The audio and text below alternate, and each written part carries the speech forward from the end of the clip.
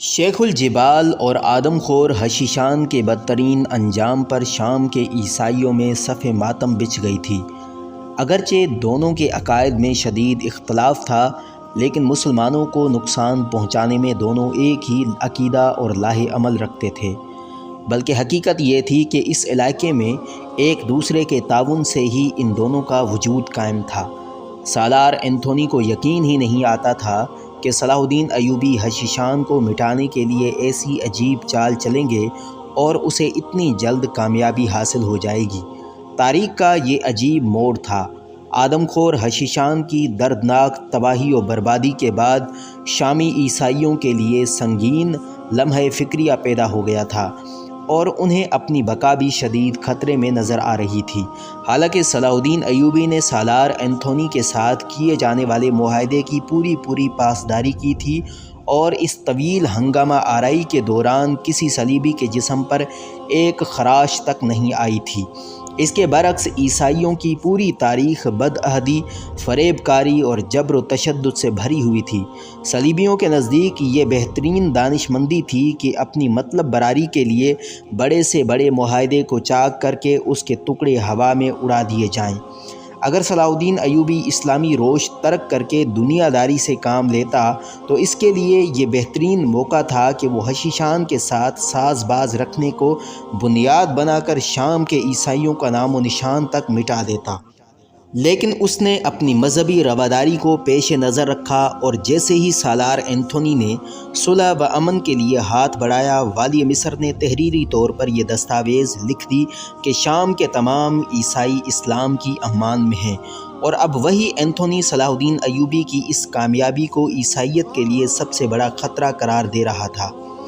آخر غور و فکر کے بعد سالار اینتھونی نے شامی عیسائیوں کی بقا کے لیے اپنے ذہن میں ایک نیا منصوبہ ترتیب دیا اور فوری طور پر حلب روانہ ہو گیا۔ یہاں اس نے سلطان ملک صالح سے تنہائی میں ملاقات کر کے حشیشان کی بربادی کا واقعہ سنایا اور پھر اپنے خدشات کا اظہار کرتے ہوئے کہا، حشیشان ہمارے اتحاد ثالثہ کا ایک نہایت مضبوط ترین ستون تھے۔ اتحاد ثلاثہ سے سالار اینتھونی کی مراد 3 سیاسی طاقتیں تھیں: عیسائی، موصل اور حلب کے حکمران، اور باطنیوں کی آدم خور حشیشان جماعت۔ شیخ الجبال کی موت نے شام کے علاقے میں صلاح الدین ایوبی کو ناقابل تذکیر بنا دیا۔ اہل دمشق، ایڈیسا اور اب شام اگر والی مصر کی توسیع پسندانہ عزائم کے راستے میں مضبوط دیوار کھڑی نہ کی گئی تو پھر دیگر علاقے بھی والی مصر کی دست برد سے محفوظ نہیں رہیں گے۔ حشیشان کی تباہی کی اطلاع ایسی ہی تھی جیسے کسی دشمن نے ایک بھاری پتھر اٹھا کر سلطان ملک صالح کے سر پر دے مارا ہو۔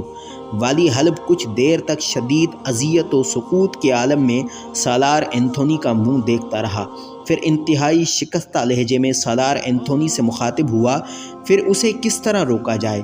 حلب اور موصل کی اتحادی فوجیں دو بار اس غلام زادے سے شکست کھا چکی ہیں۔ یہ کہتے کہتے سلطان ملک صالح کے چہرے پر شدید نفرت و غضب کا رنگ ابھر آیا۔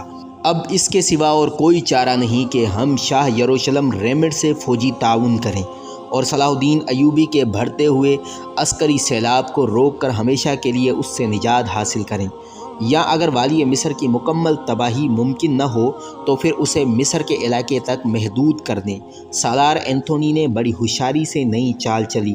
ایک طرف وہ شام کے علاقے میں اپنا تحفظ چاہتا تھا اور دوسری طرف وہ تمام مسلمانوں کو عیسائیوں کا دست نگر بنانے کی خواہش رکھتا تھا تاکہ صلیبیوں کے لیے اپنے سب سے بڑے منصوبے کی تکمیل میں کوئی رکاوٹ باقی نہ رہے۔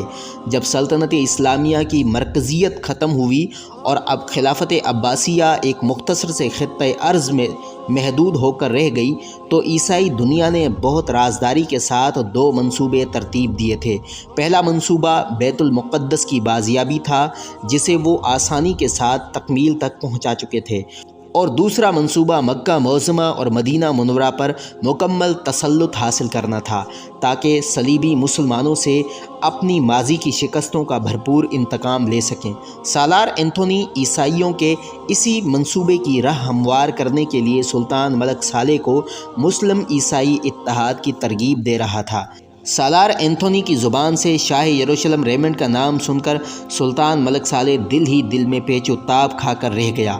یہ وہی عیار ریمنڈ تھا جس نے دمشق کا محاصرہ ختم کرانے کے لیے سلطان ملک صالح سے بہت بڑی رقم لی تھی اور عین موقع پر اس نے دھوکہ دیا تھا۔ والی حلب جی بھر کے شاہ ریمنڈ کو مغلظات دینا چاہتا تھا لیکن مصلحتاً خاموش رہا۔ پھر جب سالار اینتھونی نے بات آگے بڑھانی چاہی تو سلطان ملک صالح یہ کہہ کر خاموش ہو گیا، میں اکیلا کچھ نہیں کر سکتا۔ اگر میرے بھائی والی موصل اس تجویز سے متفق ہوئے تو پھر میں آئندہ کے لیے کچھ سوچوں گا۔